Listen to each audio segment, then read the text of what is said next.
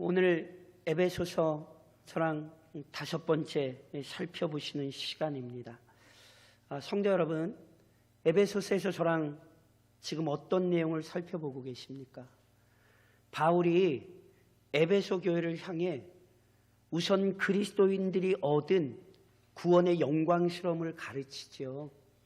그리고 조금 더 나아가 바울은 이 구원의 은혜가 만들어낸 교회의 영광을 증언하거든요.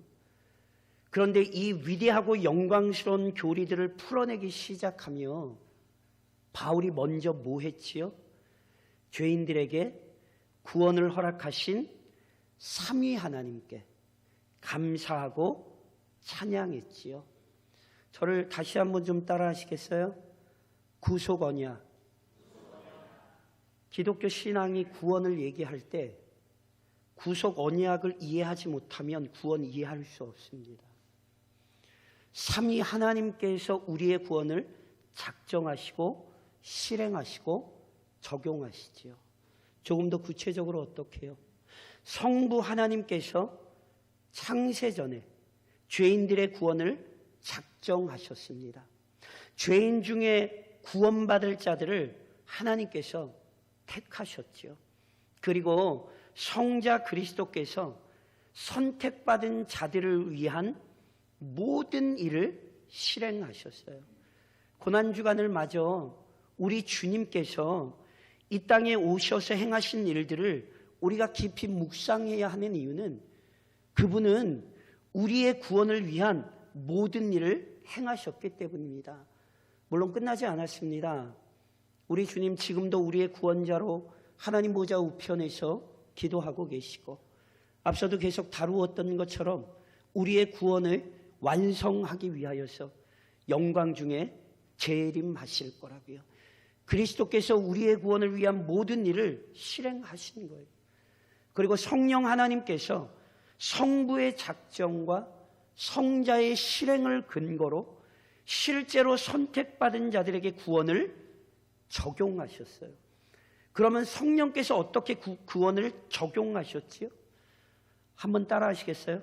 성령께서 말씀과 함께 말씀을 동반하여 제 눈이 강조해서 말씀드렸던 것처럼 개혁교회가 이 성경에 근거한 개혁신앙을 모르면 안 돼요. 성령께서는 말씀과 함께 또는 말씀을 동반하여 선택받은 자들 안에 믿음을 만들어내십니다. 그래서 교회가 말씀 앞에 모이는 일이 중요한 거예요. 왜냐하면 성령은 말씀을 통해 말씀과 함께 역사하시기 때문이에요. 그리고 그렇게 믿음만 만들어내시나요? 아니에요. 우리 주님 가르치신 것처럼 영원토록 그의 백성과 함께 하사 영광스러운 구원의 최종 영광을 확신하게 하시며 그래서 그날을 소망하며 오늘을 살도록 이끌어 주십니다. 고난주간 우리는 그리스도의 고난을 묵상하며 그리스도의 고난에 동참하지요. 왜요? 우리 주님 고난으로 끝나지 않으셨어요. 고난 이후에 그는 영광의 부활과 승천으로 나아가셨고 결국 영광의 재림으로 이 땅에 오시지요. 명심하십시오. 그리스도의 고난에 동참하는 자가 그리스도의 영광에 동참합니다. 성령께서 그 사실을 우리로 하여금 깨닫게 하셔서 오늘도 죄 많은 이 세상 속에서 구별된 자들로 살게 하시는 거죠. 이처럼 구원은 철저히 삼위 하나님께서 계획하시고 이끌어 가시며 완성하시는 은혜입니다. 그래서 바울은 이 사실을 증언하며 먼저는 감격하고 찬양할 수밖에 없었어요. 그리고 놀랍게도 이 기쁨의 찬양은 에베소 교회를 향한 간절한 기도로 이어집니다. 성도 여러분, 구원을 주신 하나님께 대한 찬양에서 구원을 주신 하나님께 교회를 위하여 기도하는 것, 이 영적인 질서를 반드시 기억하셔야 돼요. 자, 이렇게 좀 설명을 드릴까요? 자, 바울은 삼위 하나님께서 구원하셨다는 사실을 증언하며 이 구원이 놀라운 은혜이기에 감사하며 찬양할 수밖에 없었잖아요. 그런데 잘 기억하셔야 돼요. 삼위 하나님의 구원 사역은 죄인들의 이성으로는 생각해낼 수도 없던 것일 뿐 아니라 동시에 아무리 수고하고 아무리 애써도 우리는 이 하나님의 구원을 완벽하게 이해할 수 있습니까? 없습니까? 그렇죠. 완벽하게 이해할 수 없습니다. 그런즉 구원에 관한 감사와 찬양이 합당하려면 그 감사와 찬양이 온전하기 위해서는 반드시 삼위 하나님과 삼위 하나님께서 행하신 그 구원 사건을 더 깊이 알아가는 과정이 요구됩니다. 조금 다시 설명드리면 삼위 하나님과 삼위 하나님께서 행하신 구원을 더 많이 깨닫고 이해하는 만큼 우리는 더 합당하게 찬양하고 더 온전하게 감사할 수 있는 거예요. 그래서 지금 바울의 기도가 이어진다고요. 에베소 교회가 삼위 하나님과 삼위 하나님께서 행하신 일들을 더 깊이 깨달아 알아서 온전한 감사와 찬양으로 영광 돌리는 공동체, 진정한 교회가 되기를 소망하는 거예요. 그래서 우리는 앞선 찬양뿐만이 아니라 이어지는 기도를 통해 교회가 어떤 공동체인지, 교회의 정체성을 깨닫게 되는 거예요. 이런 의미에서 이 기도를 저와 함께 깊이 살펴보셔야 되는 것이고, 바울의 이 기도가 우리에겐 나타나는 은혜가 되어야 하는 것입니다. 그렇다면 바울이 기도하는 것이 어떤 것인가? 우선 교회여 기억하십시오. 교회는 영적 변화와 성숙을 나타내야 합니다.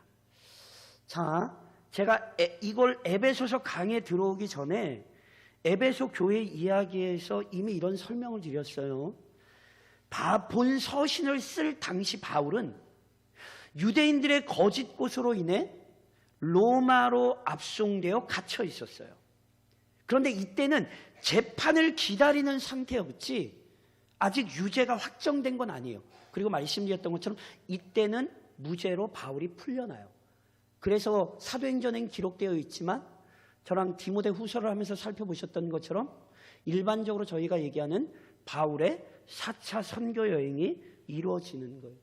그러니까 어찌됐건 바울은 죄수가 아니라 재판을 받기 위해 있었고, 그래서 이 재판이 끝날 때까지 거주지를 벗어날 수는 없었지만 자신을 찾아오는 사람을 자유롭게 만날 수는 있었다고요.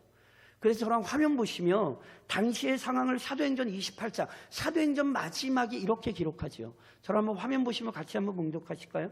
같이 읽겠습니다. 바울이 온 이태를 자기 셋집에 머물면서 자기에게 오는 사람을 다 영접하고 하나님의 나라를 전파하며 주 예수 그리스도에 관한 모든 것을 담대하게 거침없이 가르치더라. 보세요. 이게 지금 무슨 얘기냐 하면 바울이 갇혀 있긴 했지만 사람들을 자유롭게 만날 수 있었단 말이에요. 그래서 바울이 이때의 에베소 교회 상황도 전해드릴 수 있었고요. 오늘 우리가 살펴보는 이 에베소서라는 서신도 보낼 수 있었던 거예요. 그렇다면 갇혀있던 바울이 전해들은 에베소 교회의 모습이 어떤 거였냔 말이에요. 저랑 화면 보시면 본문 15절입니다. 같이 한번 읽으실까요? 이로 말미암아 주 예수 안에서 너희 믿음과 모든 성도를 향한 사랑을 나도 듣고. 자, 제가 앞서 설명드렸듯이 바울은 3차 선교 여행 당시 3년을 머물며 에베소 교회를 양육했거든요.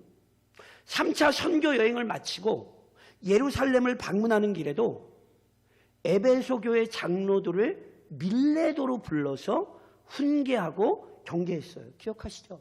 그러니까 이걸 보면요, 에베소 교회를 향한 바울의 애정은 정말 깊었어요. 물론 다른 교회에도 그랬지만, 그래서 바울은 에베소 교회에 항상 주의를 기울이고 관심을 갖고 있었거든요. 그러니까 자신이 감옥에 갇혀 있는 중에도 에베소 교회의 상황과 형편이 굉장히 궁금했던 거예요.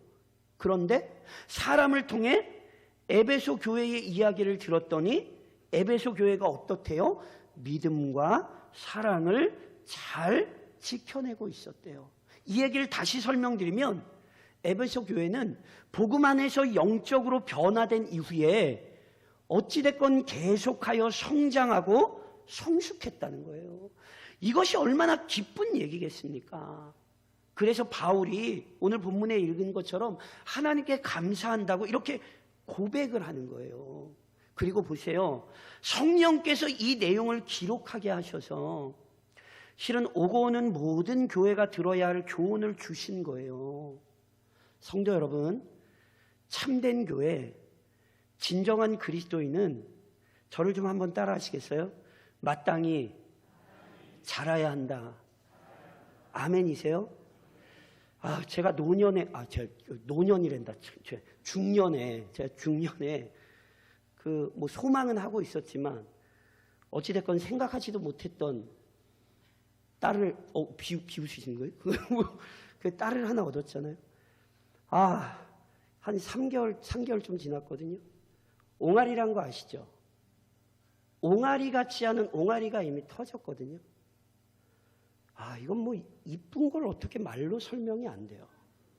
그런데 제가 여쭤볼게요. 3년 뒤에도 옹알이를 하고 있으면 그게 이쁠까요? 5년 뒤에도 제가 집에 들어갔는데 저희 딸이 그렇게 옹알이를 하고 있으면 이쁠까요? 10년이 됐는데 방바닥에 누워가지고 옹알옹알 거리고 있으면 그게 이쁠 것 같으세요? 성도 여러분, 잘 기억하셔야 돼요. 66년의 역사가 있으면 그 교회는 마땅히 66년의 역사를 지난 영적 성장을 보여야 되는 거예요. 66년의 시간을 지났음에도 옹알옹알 하고 있다면 그것은 정상이 아닌 것이죠. 기억하셔야 한다니까요. 참된 교회의 진정한 성도는 성장하게 되어 있어요. 특별히 오늘 본문에서 바울은 이 영적 성장을 두 가지로 설명해요. 우선 첫 번째, 에베소 교회는 믿음이 성장했어요. 믿음이 성장했다는 건 그냥 제가 쉽게 설명드리면 말씀에 순종하여 그리스도를 신실하게 의지하고 따르는데 열심을 냈다는 의미예요. 에베소 교회는 그리스도를 사랑했고요. 어찌됐건 그리스도를 열심히 따르기 위해 수고하고 애썼던 거죠. 이게 믿음의 성장이에요. 동시에 에베소 교회는 모든 성도를 향한 사랑에서 성장했어요. 성도 여러분, 기억하셔야 돼요. 그리스도를 섬기는 것은 동시에 한 몸으로 부르심을 받은 성도를 섬기는 거예요. 특별히 바울은 이 사실을 누구보다 잘 알았던 사람이잖아요. 바울이 다메섹으로 그리스도인들을 박해하러 갈 때 그리스도께서 바울에게, 사울에게 나타나셔서 뭐라고 말씀하셨어요? 바울아, 사울아, 너 왜 나를 박해하니? 사울은 우리 주님을 한 번도 만난 적이 없는 것으로 보여요. 그러니 사울은 직접적으로 그리스도를 박해한 적이 없어요. 사울은 성도를 박해했지. 그런데 그리스도께서 그것이 곧 우리 주님을 박해한 것이라 말씀하셨잖아요. 성도 여러분, 오랜 시간 신앙생활을 했는데 성도와의 사랑과 교제가 깊어지지 않으면 그것은 신앙생활을 잘못하고 계신 거예요. 시간이 지나면 지날수록 그리스도를 사랑하면 사랑하는 만큼 모든 형도를 향한 사랑이 깊어지는 것, 이것이 신앙이라는 것을 절대로 잊으시면 안 돼요. 에베소 교회는 바로 이런 영적 성장을 드러낸 거예요. 바라기는 66년이라는 시간을 지나온 교회답게 우리 그리스도를 충실히 따르며 성도와 성도가 사랑하는 교회가 되시기를, 이 영적 증거를 가진 교회가 되시기를 우리 주님의 이름으로 축복합니다.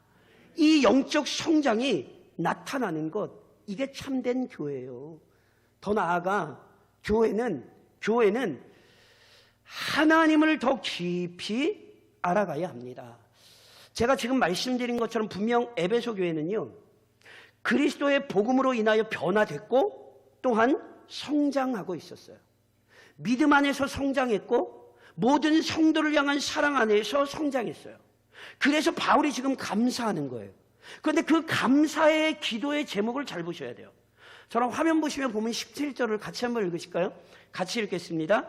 내가 기도할 때에 기억하며 너희로 말미암아 감사하기를 그치지 아니하고. 보세요.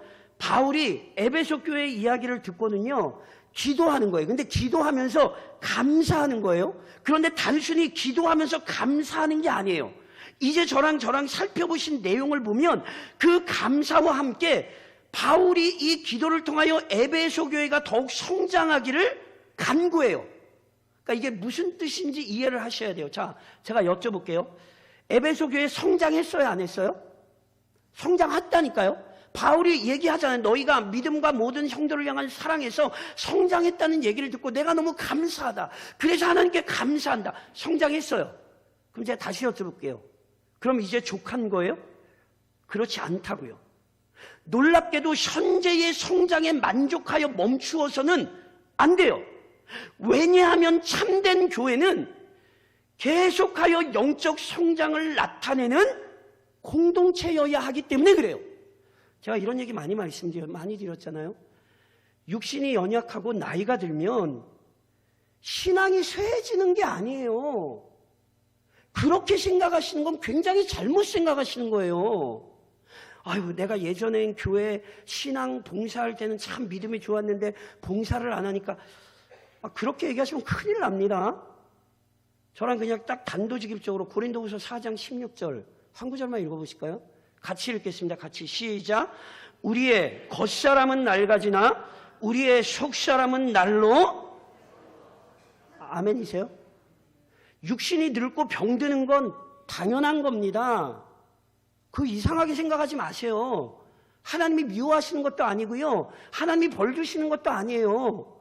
우리의 육신은 당연히 쇠하는 거예요.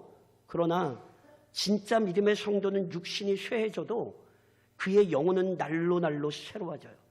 그래서 조직신학에서는 죽음을 뭐라고 표현한다 그랬습니까? 따라하세요. 성화의 정점. 제가 누누이 말씀드리죠. 성경 보세요. 그리스도인이 믿음이 제일 좋을 때가 언제예요? 그치요, 죽기 직전이에요. 그게 성경이 가르치는 거예요.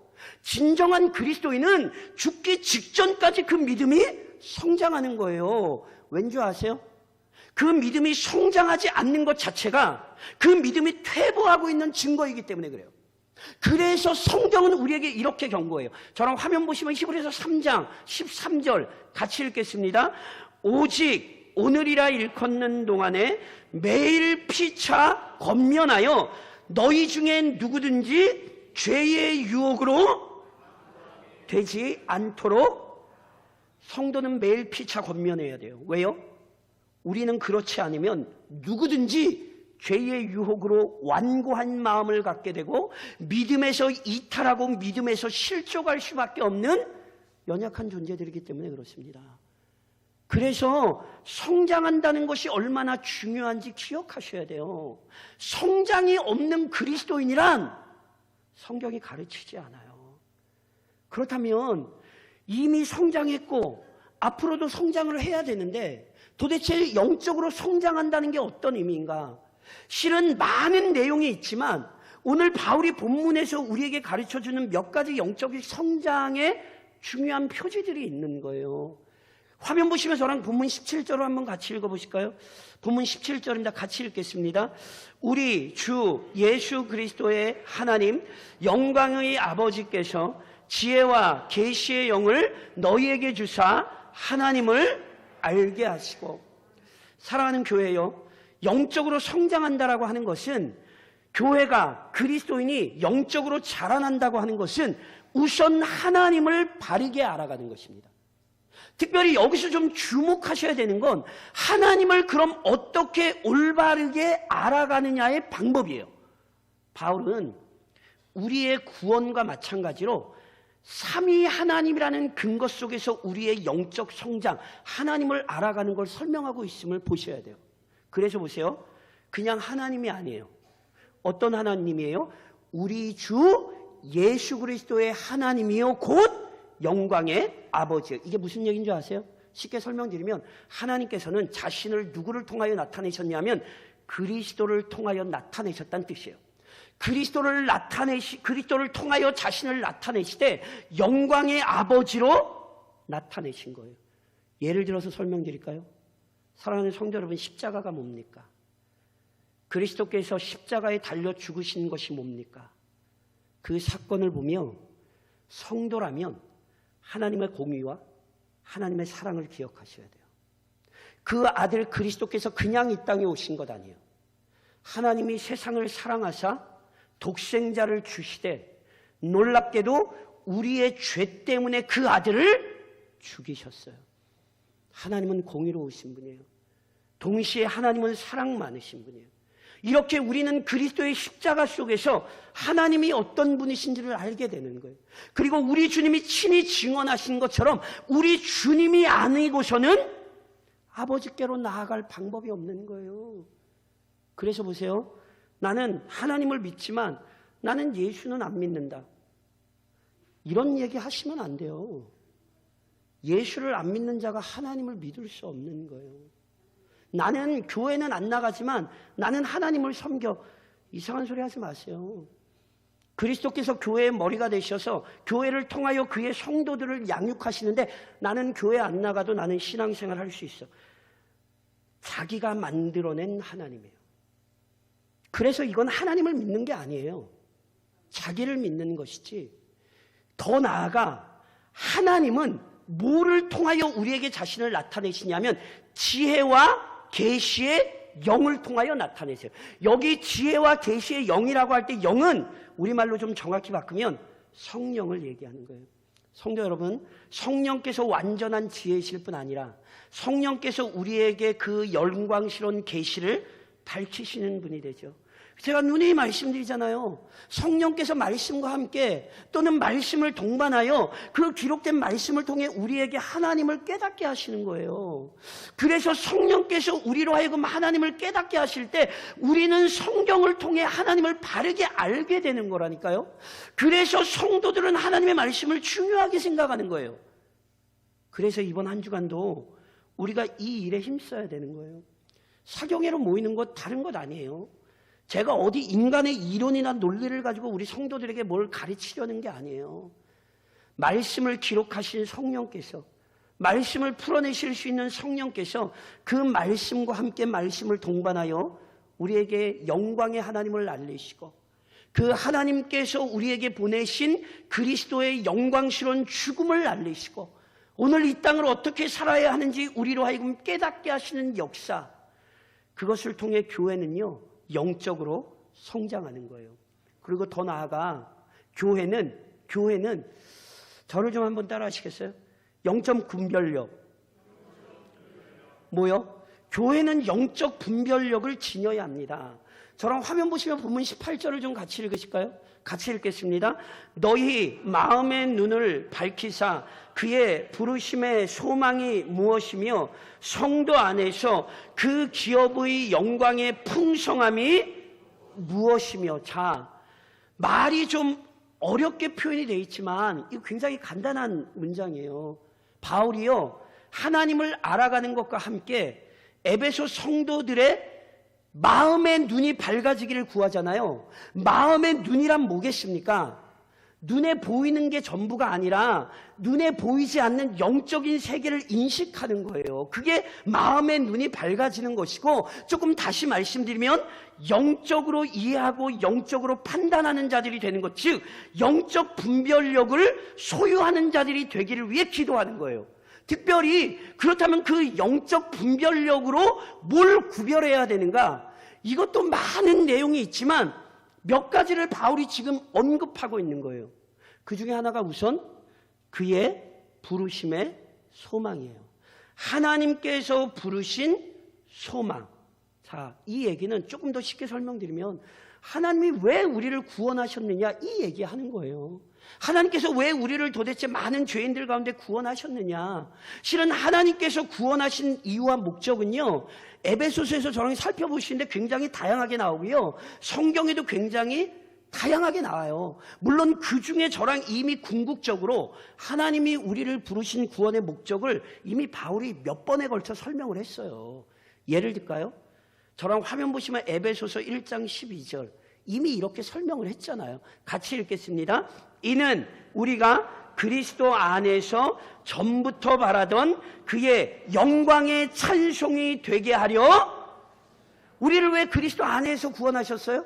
하나님의 영광의 찬송이 되게 하시려고요. 하나님의 영광을 찬양하는 자들이 되게 하시려고요. 먹든지 마시든지 무엇을 하든지 다 하나님의 영광을 위하여 하게 하시려고요. 그래서 영적 분별력을 가진 성도는 오늘도 마음에 분명히 소망해요. 하나님, 내가 하나님 영광 위에 살게 해주세요. 내 욕심 위에 사는 어리석은 인생 되지 말고 하나님 주의 영광 위하여 사는 사람 되게 해주소서. 이게 영적 분별력을 가진 거라니까요. 동시에 성도 안에서 그 기업의 영광의 풍성함을 알아가기를 구하죠. 그 기업의 영광의 풍성함. 말이 좀 뭐 이렇게 표현이 이렇게 다양하게 들어왔는데 핵심은 제가 이미 설명드린 거예요. 성도가 얻을 구원의 최종 영광을 지금 얘기하는 거예요.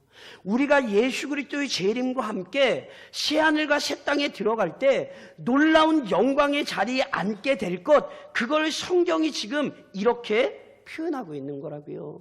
그래서 오늘도 진짜 성도들은 이 세상에서 얻는 게 전부가 아닌 걸 안다니까요. 제가 지난주에도 그런 설명 드렸죠. 성도 여러분, 성도가 은혜를 간구하고 오늘 이 땅에서 은혜를 경험해야 되는 이유가 있다니까요.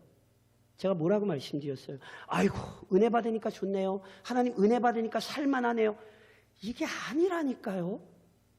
진짜 성도가 은혜를 받으면 어떤 생각을 하게 되냐면, 야, 이 죄 많은 세상에서도 이 은혜가 나에게 임하면 이렇게 기쁘고 즐거운데 저 영광스러운 하늘에 들어가면 얼마나 기쁘고 좋을까. 은혜는 결국 성도에게 영광의 하늘을 소망하게 하는 거예요. 은혜 받으니까 아이 좋네 이게 아니라 은혜를 받으면 받을수록 영원한 은혜가 우리에게 허락되는 그 하늘을 바라보게 된다니까요. 이게 그 기업의 영광의 풍성함인 거예요. 그리고 이것을 아는 성도가 영적 분별력을 지닌 거예요. 그리고 또 하나의 영적 분별력이 본문 19절에 이렇게 기록이 되죠. 저랑 화면 보시면 본문 19절입니다. 같이 한번 읽으실까요? 그 힘의 위력으로 역사하심을 따라 믿는 우리에게 베푸신 능력의 지극히 크심이 어떠한 것을 너희로 알게 하시기를 구하노라. 이 문장 역시 장황하게 좀 이렇게 설명이 되어 있는데 간단하게 말하면 힘, 위력, 능력, 단어는 다른데 다 같은 의미예요. 그래서 실은 이 문장의 핵심은 뭐냐면 하나님의 자녀들이 하나님의 능력을 깨달아야 된다. 이 얘기를 실은 하는 거예요. 성도 여러분 기억하셔야 돼요. 하나님께서는 이미 놀라운 능력으로 우리 구원하셨고요. 언제나 변치 않는 능력으로 보호하십니다. 하나님의 능력으로 영광스러운 상급을 준비하셨고 반드시 그의 자녀에게 그 능력으로 그 상급 주십니다. 아멘이세요? 이 능력을 믿고 사시라고요. 오늘도 하나님의 능력이 우리와 함께 하신다. 이 신앙을 가지고 사시라고요. 이게 영적 분별력을 소유한 거예요. 그래서 보세요. 바울이 지금 부르심의 소망, 그 기업의 영광의 풍성함, 하나님의 능력, 이걸 알게 되기를 위해 기도하죠. 분명해요. 이렇게 기도하는 이유는 교회가 이런 영적 분별력을 갖추고 있어야 부르심의 소망도 알고 그 기업의 영광의 풍성함도 알고 하나님의 능력도 바르게 알고 있어야 환난과 박해 속에서 흔들리지 않는다니까요. 이번 한 주간도 참 힘겨운 삶을 살았더라도 이 예배 가운데 와서 맞아, 하나님께서 나를 능력으로 붙들고 계셔.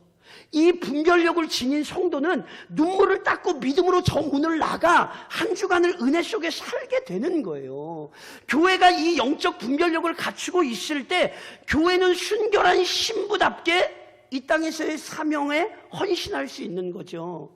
오늘도 이 세상과 구별된 하나님의 자녀들로 살 수 있는 거예요. 그래서 바울이 이렇게 기도한 것이고요. 이 교훈을 오늘 교회는 가슴에 깊이 새겨야 하는 거예요. 그러므로 오늘도 본문의 교리에 근거하여 권면하며 적용합니다. 사랑하는 교회여, 영적으로 더욱 성장하는 성도, 영적으로 더욱 강건한 교회가 되기를 간구하십시오. 바울이요, 영광스러운 구원에 감사하고 찬양하잖아요. 그리고 이어서 간절히 기도하는 거예요. 어떤 기도? 한마디로 교회가 계속하여 영적으로 성장하는 거예요. 그래서 성도 여러분, 우선 이 기도에 비추어 우리가 드리는 기도의 내용을 좀 살피셔야 돼요. 제가 물을 테니까 가슴속으로 한번 잘 생각해 보세요. 답변하실 필요는 없어요. 그런데 가슴속으로 잘 생각해 보시고요. 하나님은 알고 본인은 아세요.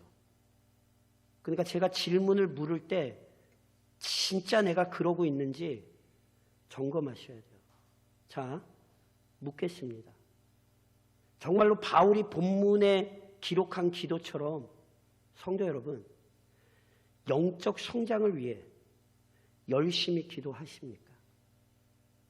조금 더 나아가 하나님을 더 깊이 알아가기를 위해 기도하고 하나님께서 부르신 구원의 목적을 이루기 위해 그렇게 정말 열심히 간절히 기도하고 계십니까?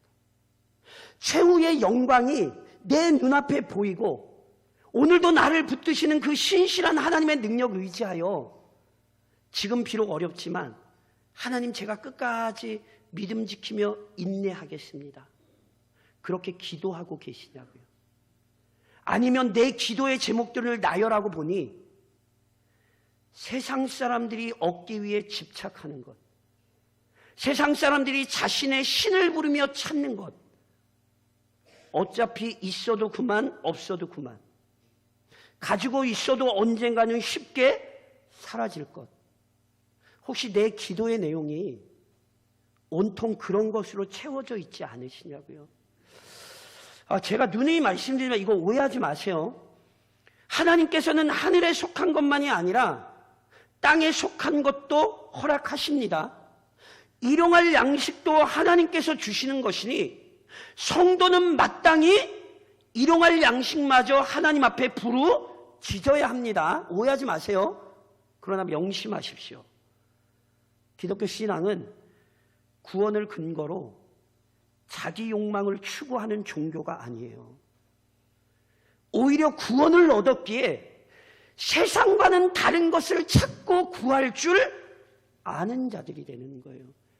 그 부르심의 소망을 알고 그 기업의 영광의 풍성함을 알며 그분의 전능하신 능력을 알기에 그분이 예수 그리스도를 통하여 자신을 나타내신 영광의 하나님이요, 오늘도 지혜와 계시의 성령으로 세상은 이해할 수 없는 것을 깨닫게 하시는 분임을 알기에 그 기도의 내용 자체가 구별된다고요.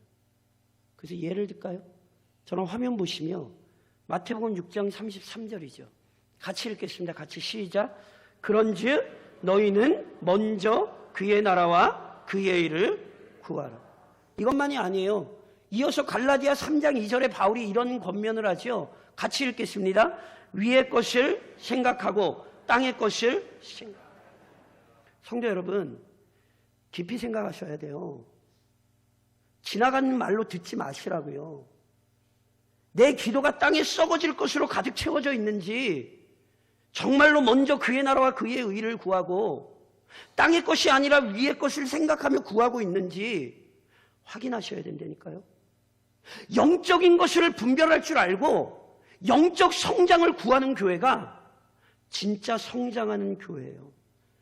특별히 영적 성장을 간구하는 것은요, 단지 새로운 것 또는 누리지 못했던 것을 달라는 게 아니에요. 잊지 마세요. 하늘 아래 새 것은 없어요.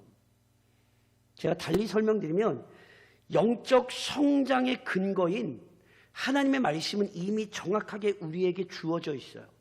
그러니까 보세요. 바울이 영적 성장을 위해 기도하되 그건 새로운 게 아니었어요.